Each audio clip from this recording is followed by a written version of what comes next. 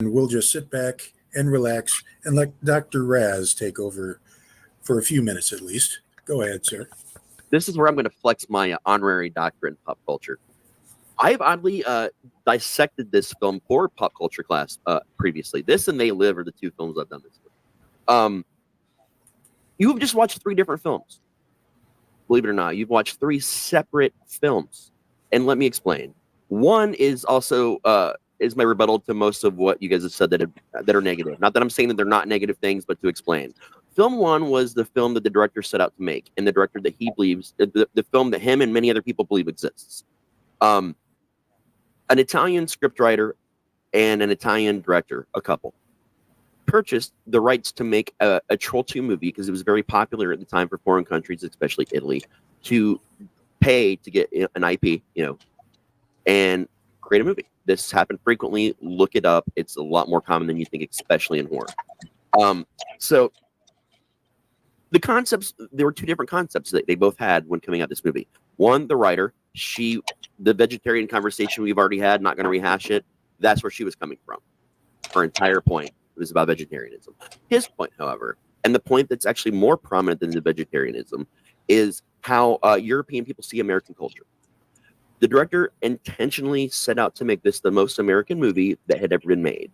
He based different characters on some of the most famous American comedies and American movies up to that point in his head. So also, a lot of European countries are known to be 30 years behind what America has in terms of like shows, music. It's not the case everywhere. Now that's a much shorter gap. But when he started making this film in the 80s and conceiving it with his wife, this was still the case in some countries. So his envisioning was, okay, this is a movie. It's going to be an 80s movie because it's in the 80s, but this is a small town. And from what I know of America, small towns like this are much like our towns where they're like way behind what's going on. So we also need to give a lot of these characters a 50s vibe. So that's the whole premise. That's literally everything. The Disney references, all that shit, were intentional by him because Disney was American and he didn't give a shit about being sued because he's Italian. I shit you not. He has gone on record and said that very thing. The trolls and really old folklore, especially European folklore, goblins, trolls are lumped into the same category, the same fucking category. They are an interchangeable word, actually. Look this up. It's actually true. So he did not make a movie that didn't have a troll in it because it was an interchangeable word. In fact, if you watch the documentary, you actually get to see the first moment ever that he realized his interpretation was different from everyone else's, because in the documentary, someone mentions, like Ron said, you used to be in a movie called Trolls 2 without trolls, and he's like, what do you mean there's no trolls? And he didn't understand. They had to translate that for him a couple times. He's like, and his wife looks up and goes, we called them goblins. And he's like, that's his whole reaction. And in an interview later that I saw in person, he discusses the interchangeability between the words, and he did not realize that Americans didn't know this and that it wasn't common. The mom's favorite song being Row, Row Your Boat. He saw her as an uneducated 50s or 50s stay-at-home mom, and his concept for American culture, the most important song to a mom would be a song that brought families together. And because Row, Row Your Boat is a car song and there's layers you have to sing, it promotes creativity versus, coming together and like building this thing, in stages or whatever. It's family working together. That's why that was her favorite song. Now, all these things and pretty much everything else that you guys mentioned that was wrong with it, if you look at it from the lens of the creator and what he thinks this movie is, that's a different movie than what you just watched, but it's still a movie that a lot of people watched. Second movie is the movie you actually watched, and it is the biggest clusterfuck of that era. Have there been way worse movies with way worse clusterfucks? Oh, yeah. Trust me, believe it or not, they're out there. But what this movie did was fail more spectacularly than any of them because, one, it had a way bigger budget than most of the movies that are worse, and many that are better than it. So it had all this money. It had an actually pretty decent behind-the-scenes crew, people that had a lot of experience, but they were all Italian. Even a lot of the backstage crew, so there was a lot of communication barriers with the cast. Pyle, why were they looking into the camera? They weren't. What happened was none of them knew when to cut. It was not clear. So they would do multiple takes, and then some takes he would just sit there. And so eventually they would just start to kind of look over the camera to kind of what's going on. And there were plenty of takes when none of them did look at the camera. But the director wanted to edit it that way because that was a very American thing to do in his mind. So like all these terrible things that happen on set, like the weird situations, the awkwardness, again, definitely like everyone said, watch the documentary. It will explain some of what I'm saying right now. It was because it was a very weird situation that everyone that wasn't the Italian crew were in. They were called dogs. On set, they were often called American dogs, not just dogs. That should be pointed out that he, for the documentary, didn't say American dogs, but he often said American dogs because that's what this was to him. Again, so there were lots of problems, and it made a bad movie. It ruined some people. The mom, you see a lot of that in the documentary, but what a lot of it doesn't show is that was what she thought was going to be her big shot in acting and take off her whole career, and she had never really done anything at all before that. But like she'd had this dream since a child, and she comes from a very abusive family. She does this, and everyone literally laughs at her. And her mom weaponized it against her and used it against her and beat her down until until she pretty much just lost her damn mind. Kind of like Shelley Duvall, only sadder, actually, and not public at all.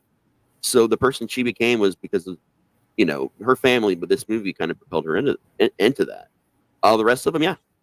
Two of them were actors and had been in commercials and like some bit parts. The sister, she was an actress before that. It almost ruined her career, and she's afraid to put it on her resume. That part she talks about in the interview. A lot of people just thought that their shit was going to take off, man. Right now, okay, back to the first movie. The first version of this movie I mentioned, you talk about him tackling the girl. That was very American for the guy that just go after the girl and do that and take charge like caveman style. That was, I forgot to cover that rebuttal in the first movie that you didn't see. Okay, so yeah, bad movie, terrible fucking movie. Will not disagree with you. I'd give it a solid 2 or 3 in normal conditions. But the third movie you watched, which is the movie a lot of us watched, it was our Killer Tomatoes. It was our Rocky. And you might scoff when I say Rocky or Attack of the Killer Tomatoes. But at the end of the day, did you know Attack of the Killer Tomatoes had the very first ever live screen acting before Rocky? Did you guys know that? Yeah. They did a live screen where actors would stand in front of the old screens in black and white back in the day and perform it in front of the screen, just like Rocky. So this was a thing before Rocky that people, seem to credit it to Rocky. Did you know Troll 2 does this as well? It's a thing. I've been to 2 of these where they screen the actual movie without the actors and they screen it with, and there's like a little mini con and a lot of the stars, show up to it sometimes in its community. This is that for so many people, a movie that made no goddamn sense that actually hurt a lot of people. You gotta tell me Rocky didn't hurt careers of a number of people? It did. They went through some crazy shit. Does that movie make a lot of sense? Fuck no, but it's brilliant. Attack of the Killer Tomatoes, they're killing tomatoes. None of it makes fucking sense. But yet, these movies are the movies that brought so many fucking people together, like we talked about with Monster, Killer Sofa. These movies made people. They made relationships. They are the foundation of what, if Killer Tomatoes is the 70s representation of B, Rocky is the 80s interpretation of B in a lot of ways, the actual film version, not the play. And 90s is that for Troll 2. And there's movies that come out ever so often. Monster, I'll argue, is that for the 2000s. Like, there are movies in each decade that become way more important than the sum of its parts.